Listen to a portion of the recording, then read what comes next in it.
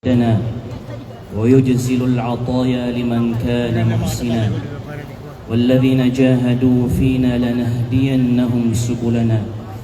أحمده على فضائله سرا وعلنا، وأشهد أن لا إله إلا الله وحده لا شريك له، شهادة أرجو بها الفوز بدار النعيم والهنا. وأشهد أن محمدا عبده ورسوله الذي رفعه فوق السماوات فدنا، صلى الله عليه وعلى صاحبه أبي بكر القائم بالعبادة راضيا بالعنا، الذي شرفه الله بقوله إذ يقول لصاحبه لا تحزن إن الله معنا. وعلى عمر المجد في ظهور الإسلام فما ضعف ولا ونا، وعلى عثمان الذي رضي بالقدر وقد حل في الفناء الفنا، وعلى علي القريب في النسب وقد نال المنى، وعلى سائر آله وأصحابه الكرام الأمناء وسلم تسليما كثيرا. حياكم الله جميعا وبياكم وجعل الله الجنة مثوانا ومثواكم. Dalangin natin nawa kay Allah subhanahu wa ta'ala na sa papalapit na pagpasok at pagsapit ng buwan ng Ramadan ay bigyan tayo ng ikhlas at tawfiq, na kung saan sa pamamagitan ng tawfiq na ibibigay ng Allah subhanahu wa ta'ala ay inshallah subhanahu wa ta'ala magagawa natin ang mga pagsamba na ikalulugod niya sa atin at gagantipalan tayo dito sa mundo at sa kabilang buhay. Alhamdulillah, ito'y pagtitipon-tipon para kay Allah subhanahu wa ta'ala na sana ay maging sincere at maging ikhlas tayo sa pagpunta natin dito. Alam niyo ba, sa lahat ng mga nandito ngayon, kahit wala ng parapol na Hajj, kahit wala ng parapol na Umrah, basta't makinig ka lang ng maayos sa lecture ng ating mga ulama at isagawa mo ang mga natutunan mo sa kanila, insyaAllah subhanahu wa ta'ala, kung ano man yung gantimpala na makukuha mo sa umrah sa buwan ng Ramadan, kung saan ipapatawad ng Allah subhanahu wa ta'ala ang iyong mga kasalanan, gayon din na ang pagtitipong-tipong ito ay magpapatawad ng Allah subhanahu wa ta'ala sa kanyang mga alipin na sila ay nagtitipon-tipon dahil sa kadakilaan ng Allah subhanahu wa ta'ala, dahil sa pagpupuri nila kay Allah subhanahu wa ta'ala, dahil nilululalhati nila ang Allah subhanahu wa ta'ala, dahil pinag-aaralan at sinasaliksik nila ang relihiyong Islam.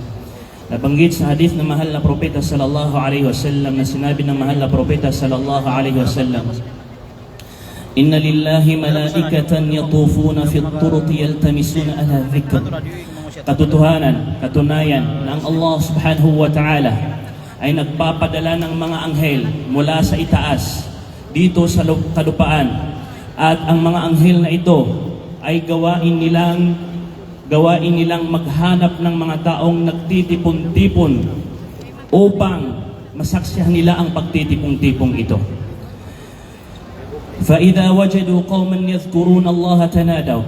At itong mga anghel na ito na inutusan ng Allah subhanahu wa ta'ala, pag nakita nila yung mga taong nagtitipon-tipon para kay Allah subhanahu wa ta'ala, tanadaw, tatawagin nila ang kanilang mga kasama, tatawagin nila ang ibang mga anghel, fayahuffunahum biajnihatihim ila as-sama'id dunya, at gagamitin nila ang kanilang mga pakpak upang pangalagaan ng mga taong nandito ngayon, Masya Allah, ila sama'id dunya, hanggang sa kalangitan, mula dito sa mundo hanggang sa kalangitan. Allahu Akbar. Fayas'aluhum rabbuhum wa huwa a'lamu minhum ma yaqulu ibadi. At tatanungin sila ng Allah subhanahu wa ta'ala, o aking mga anghel, ano ba ang dahilan ng pagtitipon-tipon ng aking mga alipin? Bakit sila nagmumultaka? Bakit sila nagsiseminar? Bakit sila nagtitipon-tipon sa gym na yan? Ano ang dahilan?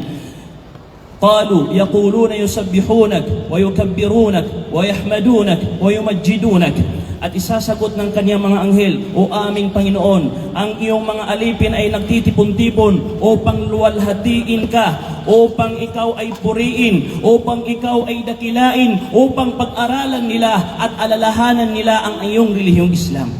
Allahu Akbar. Sasabihin ng Allah subhanahu wa ta'ala, Hal ra'uni? nakita ba nila ako? Itatanong ng Allah subhanahu wa ta'ala, nakita ba ako ng mga alipin ko na nagtitipon-tipon ngayon, kaya sila nagkakaganyan? Niluluwalhati nila ako. Pinupuri nila ako. Dahil ba sa nakita nila ako? Sasabihin ng mga anghel, la wallahi ma ra'awka ya Rab. O aming Panginoon, sumpa man sa iyo, wallahi, hindi ka pa nila nakikita. At hindi ka pa nila nakita. Allahu Akbar. At sasabihin ng Allah subhanahu wa ta'ala, wa kayfa law ra'awni. Ano pa kaya ang magiging sitwasyon ng mga alipin kong yaan kung ako ay magpapakita sa kanila? Allahu Akbar. Kung makikita nila ako, sabi ng Allah subhanahu wa ta'ala, ano pa kaya ang magiging sitwasyon ng mga alipin kong yan? At isasagot ng mga malaika, yaqulun, law ra'awka kanu ashadda laka ibadatan wa ashadda laka tamjidan wa tahmidan wa akthara laka tasbihan. Ya Rabb, o aming Panginoon, wallahi, kung makikita ka ng iyong mga alipin, mas madadagdagan ang papuri nila sa iyo, ang pagdakila nila sa iyo, ang panunulahati nila sa iyo, ang pagsamba nila sa iyo, ang takot nila sa iyo, ang pagmamahal at pag-ibig nila sa iyo, kung makikita ka nila. Subhanallah. Kaya tatanungin sila ng Allah subhanahu wa ta'ala, Fama yas'alun? Fama yas'aluni? Itong mga alipin ko na nagtitipon-tipon ngayon, ano ba yung gusto nila? Bakit sila nagtitipon-tipon ngayon? Ano yung hangarin ng mga taong ito? Sasabihin ng mga malaika, yas'alunaka al-jannah. O aming Panginoon, hinihiling nila na makapasok sila sa iyong paraiso. Allahumma adkhilna al-jannata ya Rabb. Subhanallah. Hinihiling nila na makapasok sila sa paraiso. Nag-aaral ka, nagsasaliksik ka ng kaalaman sa ating relihiyong Islam upang makapasok tayo sa paraiso ng Allah subhanahu wa ta'ala. Yan yung dahilan kung bakit tayo nandito ngayon. Subhanallah. At tatanungin sila ng Allah subhanahu wa ta'ala, hal ra'awha? Nakita ba nila ang paraiso? Bakit sila nagkakaganyan? Ha? Bakit sila nagtitipon-tipon upang makapasok sa paraiso? Nakita ba nila ang paraiso? Qalu, la wallahi ya Rab, ma ra'awha. O aming Panginoon, katotohanan na hindi nila nakita ang iyong paraiso. Fakayfa idha ra'awha? Ano pa kaya ang magiging sitwasyon ng mga taong ito kung makikita nila ang paraiso? Isa sa mga imam na mga sinaunang tao, ang salafus salih, tinanong siya, gaano kaganda ang paraiso ng Allah subhanahu wa ta'ala? Allah Akbar. Naririnig natin yung mga gantimpala sa kabilang buhay, yung mga paraiso, yung mga gantimpala sa loob ng paraiso, pero gaano kaganda ang napapaloob dito? Gaano kaganda ang paraiso?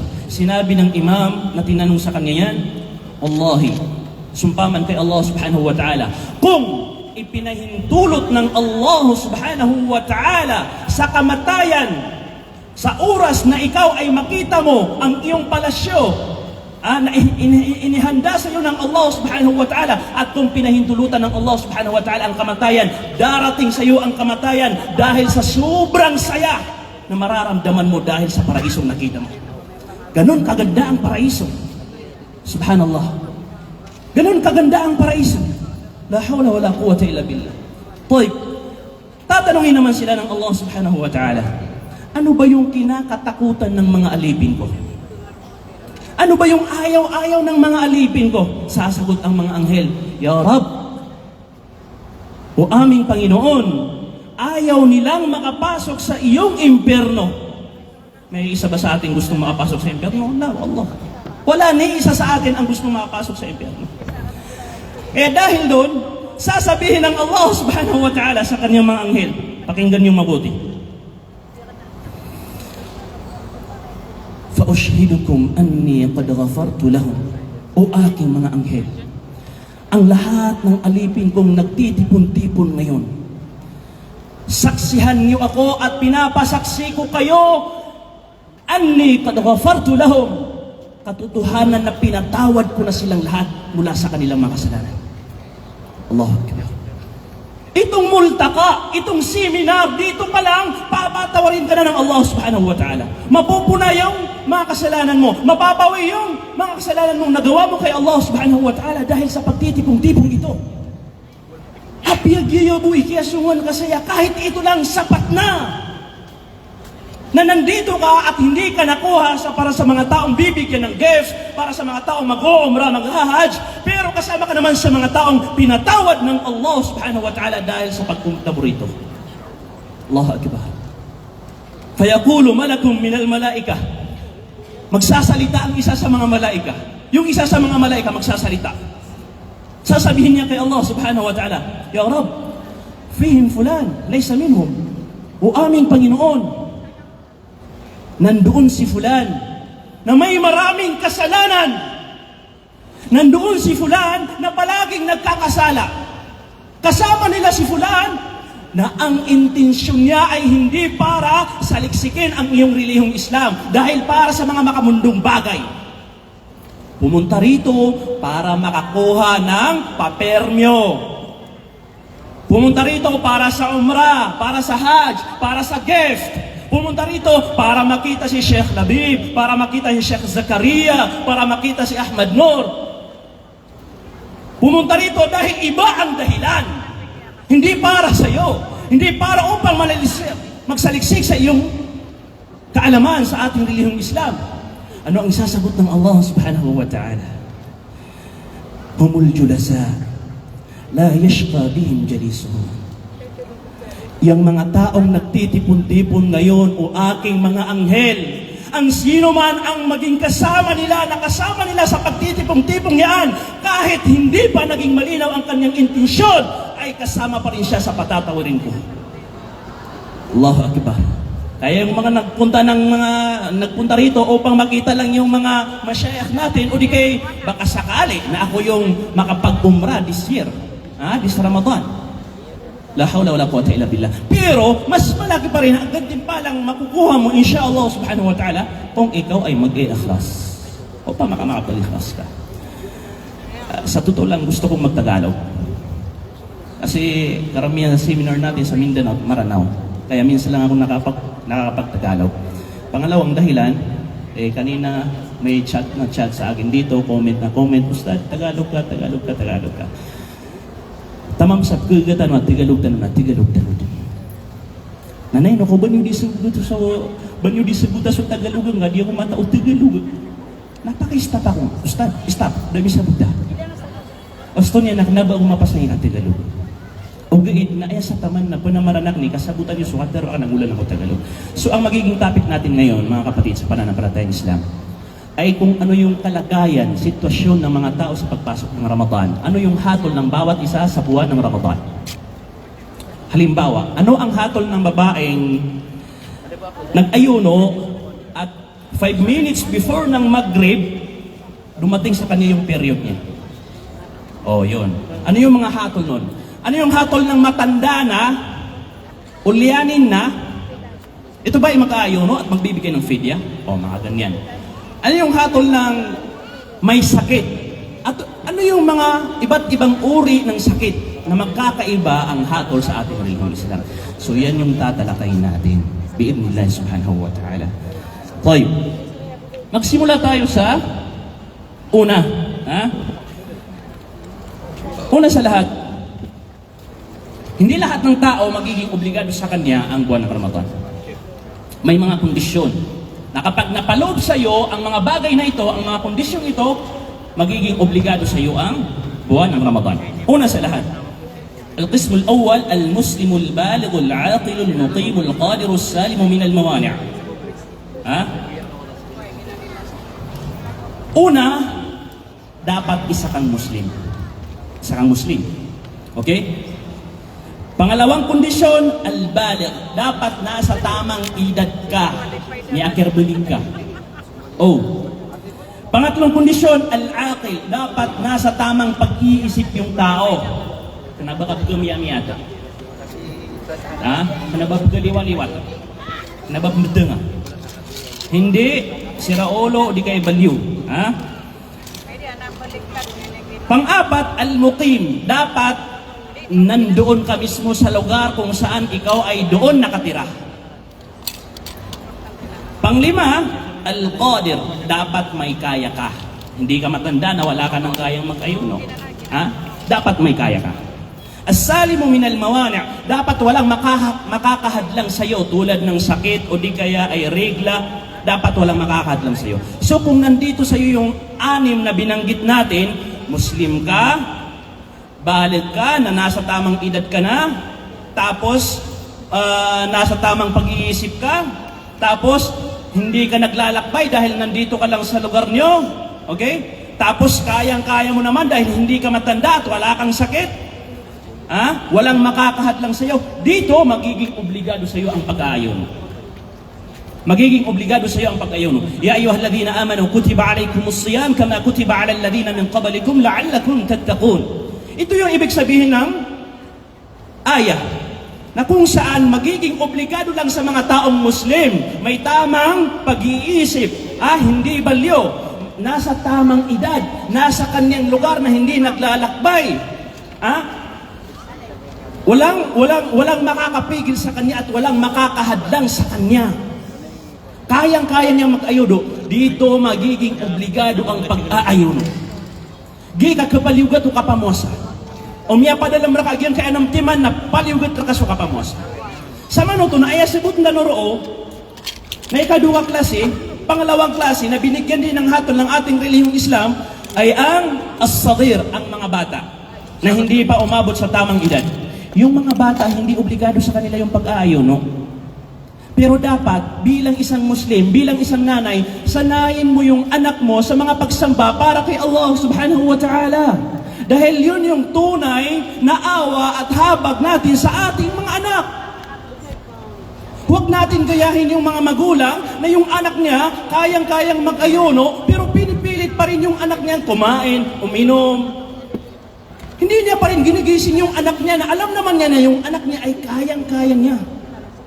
Subhanallah. Wallahi, tatanungin kayo sa kabilang buhay kung paano niyo tinarbiya ang inyong mga anak.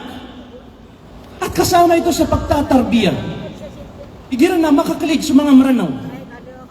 Ay gagaw niyang kuwata yan na din yan. Pukun suwata yan na may kapwa sa kagin may ito na wata. Napakagagaw. Nandun ikaw tuwalungan yan natin ginawata kon. Kataya, kas ka naman ng mga wata na siya ka nabuta man sa luhur. Na muga ka dun. Ribad, napakalaking kamalian. Hindi yan yung tunay na awa natin, habag natin sa ating mga anak. Ayat ito, bubuyat tanukiran, gagaw tanukiran, kapli tanukiran, namitarbiyan tanukiran, susimbag ko Allah subhanahu wa ta'ala. Katulad ng ginagawa ng mga sahaba, ridwanullahi alaihim, kung saan inuutusan nilang mag-ayuno ang kanilang mga anak at sa tuwing papalapit na ang Maghrib at nag-iiyakan sila dahil sa gutom, binibigyan sila ng mga laruan. Binibigyan sila ng mga laruan nang sa gayon ay umabot sila sa Maghrib at makapag-iftar sila. Ito yung pamamaraan, ito yung tamang pamamaraan. Pangatlo, kasama sa mga taong binigyan ng hatol ng Allah subhanahu wa ta'ala sa buwan na ito ay ang al-majnun, yung baliw. Si Raulo, sa Maranaw na kuha. Nama di Maranaw yan. Kami-amiyat. Bedengan. Makura-kurang. Mainusuan. Yadagal tanurun ibasa. Orang sa tanga. Orang sa tanga. Apa yang sudah bedengan na kebetulan sa bedengan. La hawla wala quwwata illa billah. Toy, so pure up na, yung totoong balyo, hindi yung nagbabaliw-balyuhan. Yung totoong balyo, hindi obligado sa kanya ang pag-aayono. Okay? Dahil nabanggit ang hadith ng mahal na propeta sallallahu alaihi wasallam, rufi'a al-qalamu an thalatha. At kasama na rito yung mga balyo na hindi obligado sa kanila ang pag-aayono. Maliban na lamang sa tao na hindi balyo pero minsan nagiging baliw. Hanabap beteng nga, ugaid na kulugulugo sa beteng yan. May ganito naman talaga. So kung mag-aayono ang baliw, na hindi pa siya baliw, barat yan, namipusa, kanabas kanyang beteng kami ka no, namipusa, kanabas kanyang beteng oriyan yan, nakagikuluhor na miyaw lugo sa beteng yan. Miyaw lugo sa beteng yan. Na oran niya nakagiku asar na miya katano dupaman ka miya do masuk tengian na ori ka dinagiyong buto kaya pamuasan niya. Ori ka ng buto kaya pamuasan niya. O pa makagina sa tao.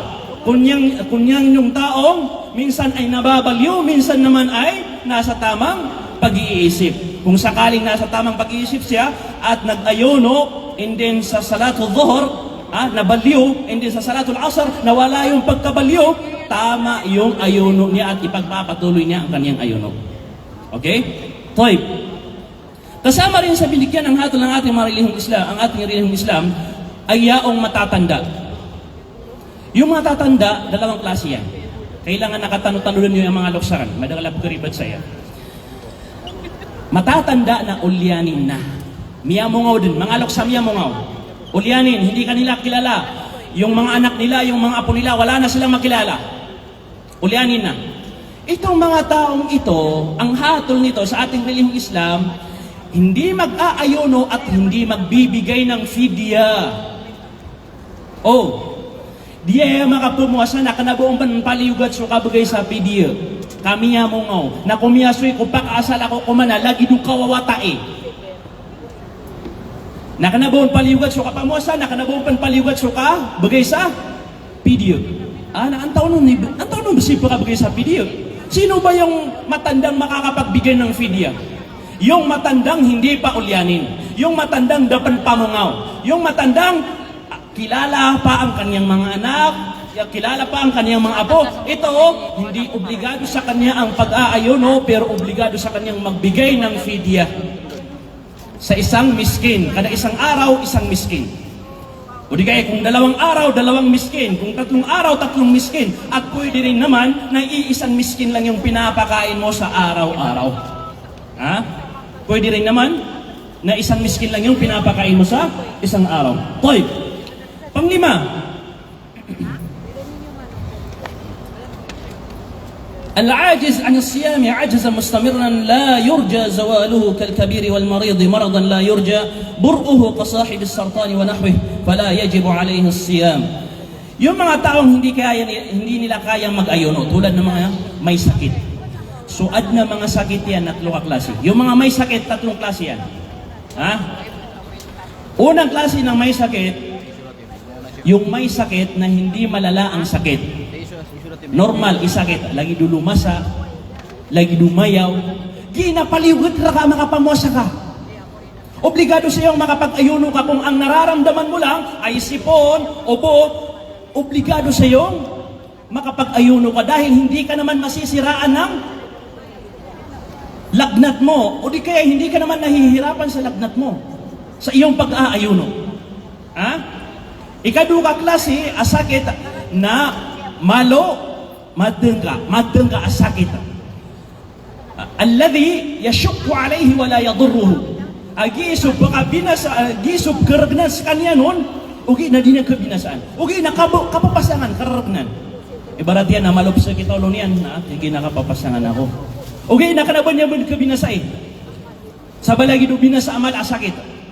Nagiin na kapakayron ay taros siya so kapumuasan niya na kapakayron makabukas kanya na kabayudan niyang bud. Kabayudan niya. Ikatlawa klase sakit, saya madagal sa karibat, yung malala yung sakit. Yung malala yung sakit, haram sa kanilang mag-ayuno. Yung malala yung sakit. At yung malala yung sakit, 2 klase sila. May possible na gagaling pa, at ang mga taong ito ay hihintay nilang gumaling sila at babayaran na lang nila yung ayuno nila. Pangalawa, yung mga taong wala ng pag-asa pang gumaling dahil sinabi na ng mga doktor na ito ay complicated at mahirap nang gumaling ang ganitong klase uri ng sakit. Dito, hindi obligado sa kanya ang pagbibigay hindi obligado sa kanya ang pag-aayuno, ang obligado sa kanya ay ang pagbibigay ng fidya. Igira na miya kadagdagalap karibat doktaro saya. Karamihan sa atin, alam yung gantimpala ng pag-aayuno. Karamihan sa atin, Masya Allah. Man sama Ramadana imanan wa ihtisaba, ghufira lahu ma taqaddama min dhanbi. Karamihan sa atin alam yung mga gantimpala sa pag-ayuno. Pero mas marami yung hindi nila alam kung ano yung hatol ng Islam sa bawat sitwasyon na meron ka. Halimbawa na lang itong nagkakasakit ka. Halimbawa, yung may mga ulcer. May mga ulcer, sumasakit yung tiyan. O di kaya malala ang kanilang sakit. Pagpasok ng Ramadan, pinipilit nilang mag-ayuno. Na alam nilang masisiraan sila. Tapos, pag sumakit yung tiyan, na may ulcer siya, alam niyang delikado yung kalagayan niya, sasabihin niyang, titiisin ko na lang kahit dito na ako namatay. Wallahi, pinatay mo yung sarili mo. Ay nakalilid na tigtigr na nga biyak kahit dito walang baon. Opo nga matay na, pimba ka, kaya buno ka sa ginawa nga. Kana ba kami ako sa balas? Biyuno ka ginawa nga, miya gagit ka. So agamatano kami Islam na ibubuto diya subiti ka no pitang isaan sang kaya kapakasugo ulan-ulan Ramadan. Kenapa na simba asubuan Allah subhanahu wa ta'ala pa magagitakan ron arumwar ko jihad. So kapamuasan na dar ka mapatot. Kung may sakit ka na malala yung sakit mo na alam mong mahihirapan ka, alam mong maaaring makasira sa iyong kalusugan, wallahi obligado sa iyong kumain, uminom at huwag mag-ayuno. Haram sa iyong mag-ayuno. Problema sa atin, yung gantimpala, yung alam natin, hindi natin alam yung hatong natin. Ha? Kaya kapag namatay ka, hindi gantimpala yung makukuha mo. Subhanallah. So dapat alam natin yung mga hatol nito. Kasama rin sa mga tao na binigyan ng hatol ng Allah subhanahu wa ta'ala, al-musafir, idha lam yaqsud bi safarihi at-tahayyul ala al-fitr. Yung naglalakbay. Mga taong naglalakbay, pinahintulutan ng Allah subhanahu wa ta'ala na sila ay mag-iftar o di kaya sila ay hindi na mag-ayuno. Lalo na kung ikaw ay malubay at tao o di kaya ay mahina ang katawan sa tuwing ikaw ay naglalakbay. Ipinahintulot sa iyo ng Allah subhanahu wa ta'ala na kunin mo ang ibinigay niya na rukhsa. Ayat turun ang rukhsa na gimuta inibigay niya rak'al lugar. Wa inna Allah yuhibbu an tu'ta rukhasahu. Mata na so Allah na pagkabubayaan niya na ayakwaan na ka na so inibigay niya ang rakalugar. O inibigay niya ang rakalugar ay gira di ka di malayalayag na di kan pamuasa na kuwaan ka nagyang buto di nga ka pamuasa ka di ka di malayalayag na bayo di nga bukupad ng mga gawain. Kay kabubaya o Allah agyang buto ay aptindig na ka na so inibigay niya ang rakalugar. Nakasama sa mga ibinigay sa atin ng Allah subhanahu wa ta'ala ay ang huwag kang mag-ayono o di kaya pwede kang hindi ka na mag-ayuno pag ikaw ay naglalakbay. Okay? Kung ikaw ay kung hindi mo nililin lang ang iyong Panginoon, halimbawa, maglalakbay ako kasi yung mga naglalakbay, hindi obligado sa kanilang pag-ayuno para makakain at makainom ako. Maglalakbay ako. Kung yun yung intensyon mo, hindi tatanggapin ng Allah subhanahu wa ta'ala. O di ay, ganito na lang, yung mga bagong kasal sa Ramadan, o di ay sa papalapit na Ramadan, Masya Allah, mga bagong kasal. Ang kadalasan, hindi nila natitiis yung asawa nila, kasi bagong kasal eh. Lalo na yung ikakasal sa Ramadan, andun ni kapita yan ng... Kaya minsan may mga tao talagang nag-iisip, ano kaya kung maglakbay tayo para exempted tayo sa pag-aayuno ngayon? Pero ang totoong intensyon nila sa paglalakbay ay honeymoon. Kaya hindi ito tatanggapin ng Allah subhanahu wa ta'ala. Di ka pa kayo ba nga pangakala, aginawang ka, at ika malayalayag tanong ka, gimuta ka palayalayag na kanabong palingod so kapamuasa. Nandun di ka pa palayalayag tanong, nakapakay na kumantano, minum tano, swad na karomanya, nabugwa kiyawing, kapakay na perembeng niya si karomanya na dundo, kagi di siran yung malayalayag. Na ugyan na ni antap ka sa giyang putwa masa akya palayalayag ka na ribatanan aka palayalayag nagupaliw ka talaga na makapamusa ka sabab sa giyang mga so antap ka na asar ang makabuka ka na baka pure adi palayalayag. Toy. Kasama rin sa mga binigyan ng hatol ng ating relihiyong Islam ay ang al-mariyad o di kaya ay ang mga kababaihan. Dito tayo sa mga kababaihan. Yung mga kababaihan, al-haid, fayahramu alayha as-siyam. Katulad na lamang ng may regla, may bisita, may haid. Yung may haid, hindi po obligado sa inyo mag-ayuno. Kaya maiintindihan natin na kung sakaling ikaw ay nag-ayuno, halimbawa, nag-ayuno ka nung alas 3 ng umaga. May pusa ka, nag-ayuno ka hanggang sa dumating ka sa 5 minutes before ng Maghrib. Tapos, dumating yung regla, yung bisita. Dito, nasira na ang iyong ayuno.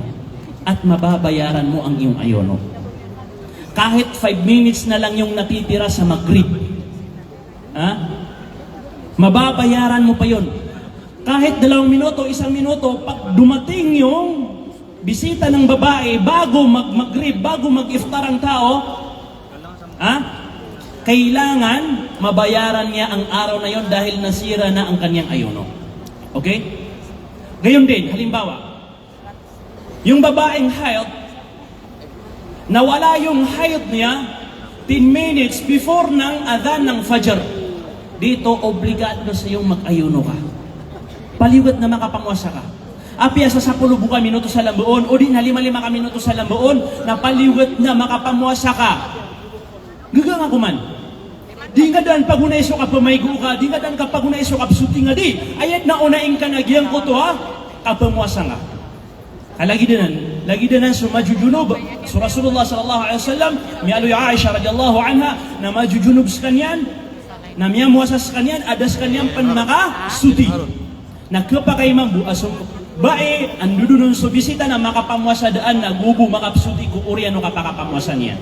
Sa iko, kapag bangiro sa subo. Na malagid sa kukuman so hayd aguso nifas. So baiya, miyakang buwata, yung bagong silang, bagong panganak. Dagyang ko to nifas, nas kanya so pamagaan. Kataw ni pamagaan? Sumang kangudan, kataw ni pero na pamagaan? Hindi, diyon matao. Madagan. Ay, pero na pamagaan, nagyuto so bisitaw ba matutundog yan suwata apaliyo ko tiyano ina iyan. Nagyong ko to bisita roon, nagyuto betul sa nifas. Kanabaw to hayd. Kanabaw to normal na bisitaw ba kagyuto na tutundog niya so wata. Andun ni kapakaliwata natutundog niya sa wata. Ilan yung masuhik mo wallah, may kapiyapya suhik mo wallah subhanahu wa ta'ala. Ay sabab pakapakaw mo bisita si ikuba na limuon wallah subhanahu wa ta'ala. Igiraman ito, dapat makabangon sa walay. Udi, na miya kabangon sa walay, na miya kirbali ko dun, na miya kabangon sa walay, okay, na ka na ba maririmbit, nagyong kuto kapakaw mo o bisita niyan na limuanan wallah. Limuanan wallah. Nagyong to kapakaw mo o bisita niyan. Kagi opa maka mapuro-puron sa sulit na maluyo to sakit yan, nagyuto'y sabab pakapiliw niya. Limuon wallah. Andun ni karimbit yan, amawgats kaniyan, nagyong kuto bisita niyan, na sambian sa kanyan wallah subhanahu wa ta'ala sa panganangkan apkakan wata yan sa suldat yan dito'y sabab asumawgat na di ko maabisita gainin. Kami mbaloy asubisitan yan napkakan agyang kutawata sa suldat yan. Na anda naman ikang bawata yan, agyuto nifas, anda naman ikang bawata yan, nasa kamaw tumang buasukupan mimbabawata mga bayi na di ko maabisita sabab sa subisitan yan apakaasal na siyang biyang man Allah subhanahu wa ta'ala na biyaluin yan agatas ang matatago kurar inayan apkasoso ang kutawatayan. Ginan sa mga hikmah ng Allah subhanahu wa ta'ala. Okay. Dahil dyan, ang panghuli ay kung kakailanganin mong mag-iftar ka dahil may nangangailangan ng iyong tulong. Halimbawa, nasusunog yung bahay nila. So ngayon, nag-aayuno ka. Wala kang lakas na katawan. Nag-aayuno ka. So ang kailangan mo ay mag-iftar ka, uminom ka, kumain ka muna upang makatulong ka sa kanila. Dito pwede kang mag-iftar. Pwede kang mag-iftar dahil kailangan nila yung tulong mo. Halimbawa, yung nalulunod, nakita mong nalulunod, pero ikaw ay nag-aayuno. At nawalan ka ng lakas, hindi mo kayang lumangoy upang iligtas ang taong ito, dito pwede kang mag-iftar. Okay. Misababsan, mga luksakan, mga pagariakan, miyak kadakadakal sa kukuman, ang mapapadalam saya. Ugiid na dito numapandilangan sabab ko katasiyan. Na siya tanong pakanduda ko mga pakay sa iyo. Kauman isa na ad na pakay sa iya na kailangan niya na makanalian. Nasungan na daka naroon ka sa gugudi piya-piya, kamakatawan na ka ng badakal pa na dapat tapukusin ro na dito naroon subatan sabab ko kakampat o oras na kapakaya ipamakay sa iyo. So pitungi sa ang kita no bi'idnillah subhanahu wa ta'ala. Barakallahu fikum wa jazakumullahu khaira wa akhiru da'wana alhamdulillahi rabbil alamin. Wassalamu alaikum warahmatullahi wabarakatuh.